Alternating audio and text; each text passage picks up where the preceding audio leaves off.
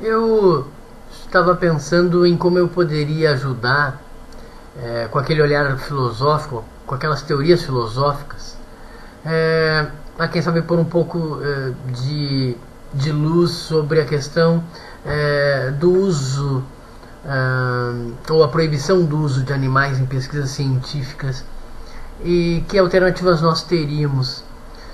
A princípio parece ser um tema específico das ciências naturais, né, da biologia, da medicina, da farmácia, que testam seus medicamentos, seus remédios em animais.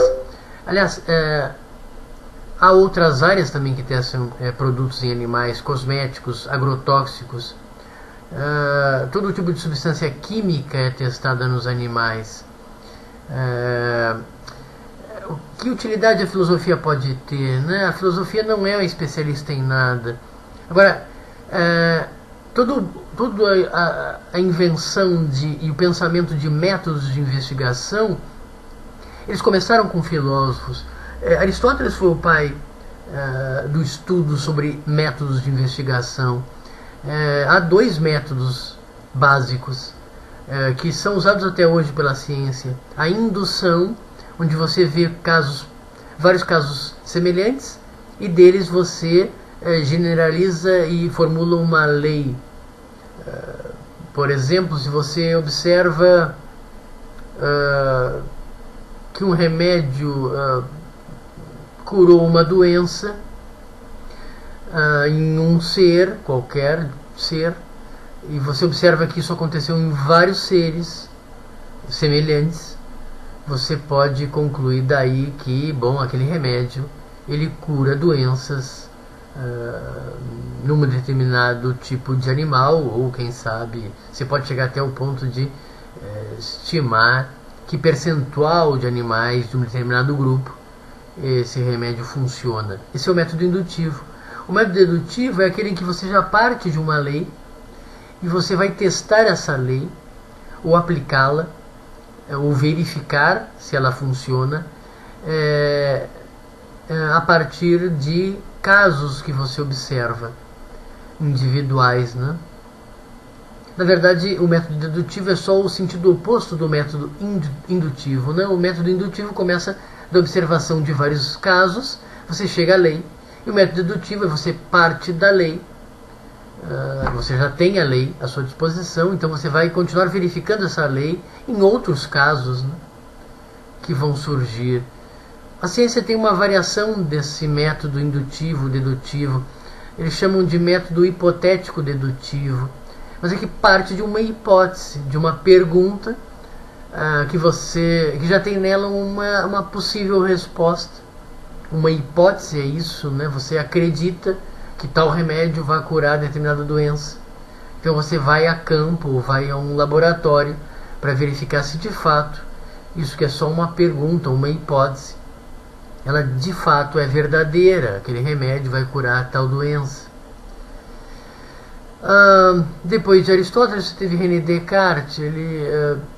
O método que ele investigou é o de decompor um problema em suas partes menores, de maneira que ele tinha esse otimismo de que nas partes menores, menos complexas, mais simples de se enxergar, você poderia tentar entender o problema que se apresenta no primeiro momento. Isso também faz a matemática, né? Você tem uma equação complexa, um x ao quadrado, e o que você faz? Você decompõe de maneira a chegar não mais no x ao quadrado, mas em suas partes menores, o x, o valor de x, por exemplo, né? Se poderia pensar que numa investigação científica o que interessaria é a influência de um remédio sobre o estômago, ou sobre os pulmões, ou sobre os rins, ou seja, as partes de um problema maior, que é saber como esse remédio afeta o corpo humano como um todo. Eu já ouvi uma certa discordância em relação a isso, porque ao se testar um remédio, por exemplo, em um animal vivo, você já teria condições de observar a sua reação dos diversos órgãos, né, àquele remédio ou qualquer outra substância química. Um cientista falou também que você poderia ter uma reação, por exemplo, você poderia observar a reação das defesas imunológicas daquele ser. É bem verdade que o todo não é a soma das partes, mas se poderia pensar que talvez você possa integrar pesquisas específicas com determinados tecidos, tecido pulmonar, tecido cardíaco, e então reagrupá-las de maneira a tentar ver se poderia haver algum problema de algum modo nocivo que aquele remédio poderia, ou aquela substância poderia afetar o ser. Agora, ainda que se insista que é preciso pesquisar no organismo vivo, eu diria que há uma questão ética muito mais importante do que a questão médica ou científica. A ética está acima da ciência. Embora se pense que os animais não têm direito a nada, há muitos seres humanos, incluindo eu, que acreditam que os animais também devem ser incluídos nos direitos à vida, nos direitos a ser respeitado por todos nós, serem respeitados por todos nós. Acho que a ética está acima da medicina, a ética está acima das leis.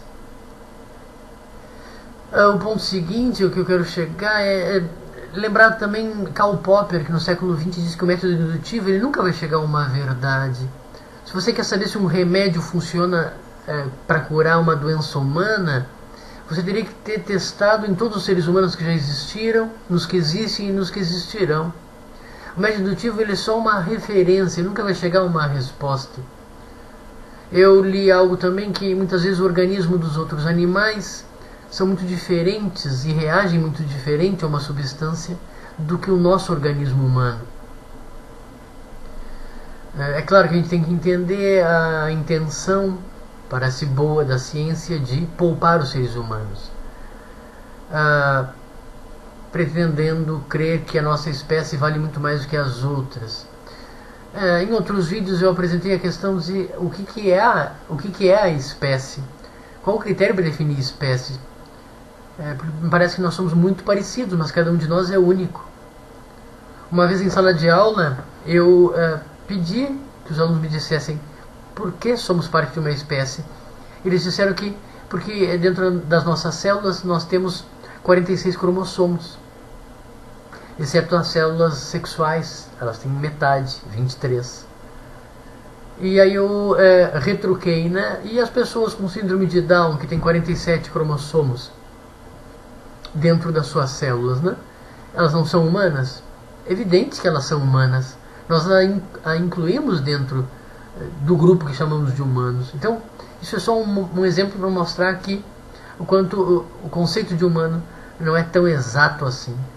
Nós somos muito parecidos, mas únicos em nossas características, não só genéticas, mas de experiência de vida, né? De vivência.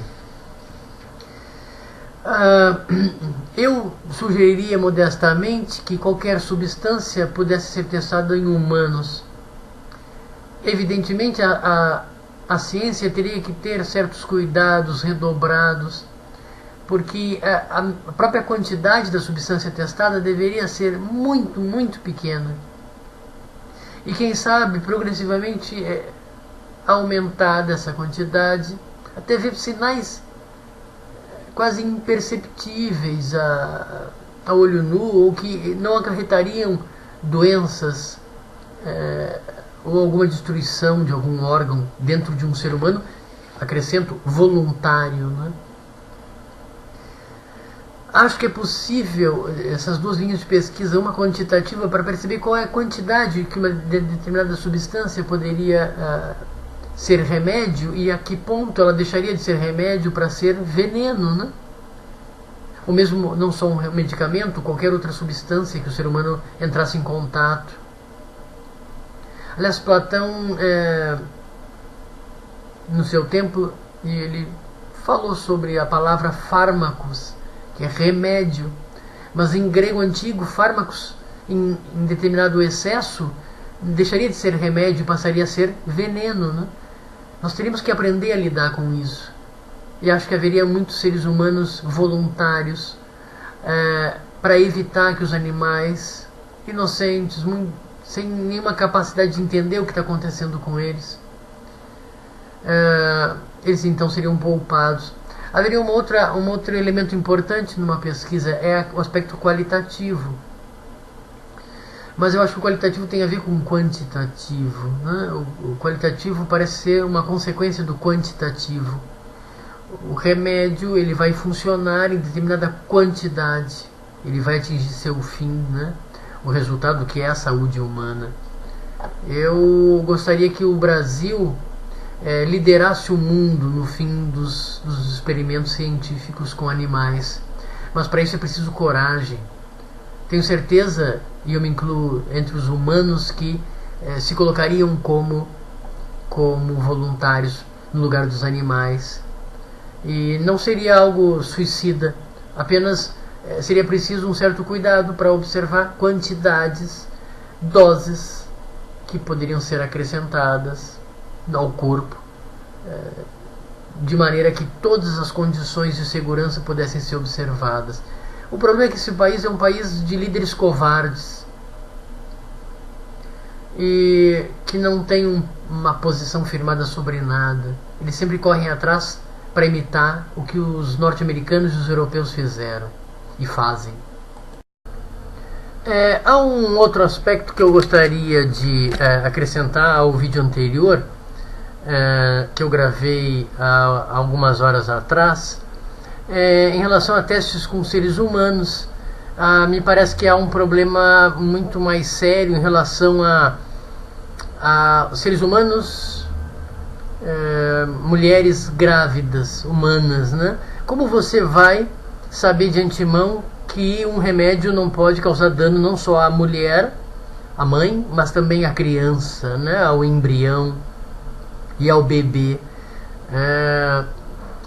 Parece ser indispensável nesses casos você testar em outros animais como um mal menor, digamos assim, uma vez que ninguém colocaria em risco a vida de mães e seus filhos humanos. Preferiríamos, né, pensar que a vida dos animais teria um menor valor do que a da nossa chamada espécie, né, entre aspas. Eu fico pensando se os nossos cientistas não poderiam criar testes que pudessem, de certo modo, simular a gravidez. Os anticoncepcionais não fazem isso com as mulheres, não fazem o organismo feminino sentir-se como se tivesse ocorrido uma gravidez, uma fecundação. Essa é uma pergunta que eu deixo no ar. E se não é exatamente o que acontece no momento da gravidez,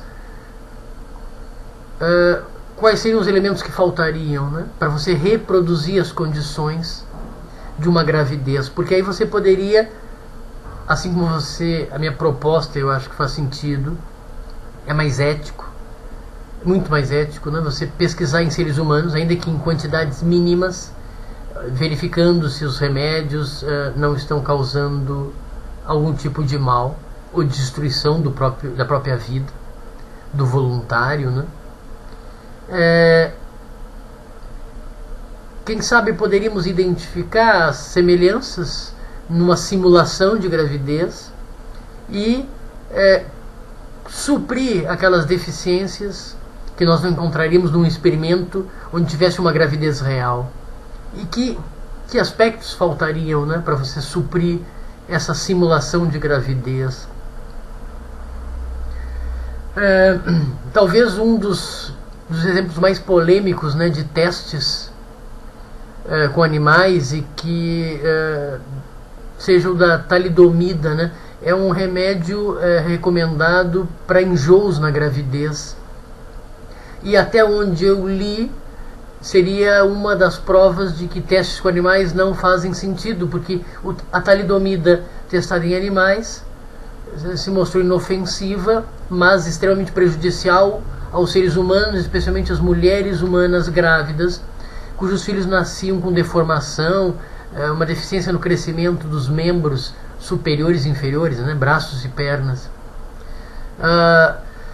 Lendo com mais profundidade em alguns artigos, especialmente científicos, parece que a talidomida, segundo informam alguns, ela só foi testada em ratos e não foi testada em animais ou em fêmeas grávidas.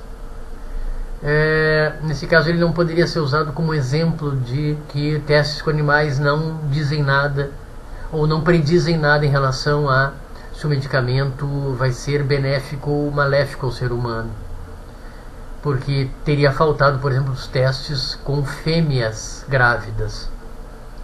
Mas isso é um dos medicamentos polêmicos na história. Há uma lista de outros onde, e a mesma lista de observações, né, que indicam que muitas vezes os animais, alguma substância consumida pelos animais não é tóxica para eles, mas é tóxica para nós, né? Um argumento muito interessante que eu ouvi é que ninguém testaria um medicamento num jovem, um medicamento dirigido para pessoas da terceira idade, pessoas mais velhas.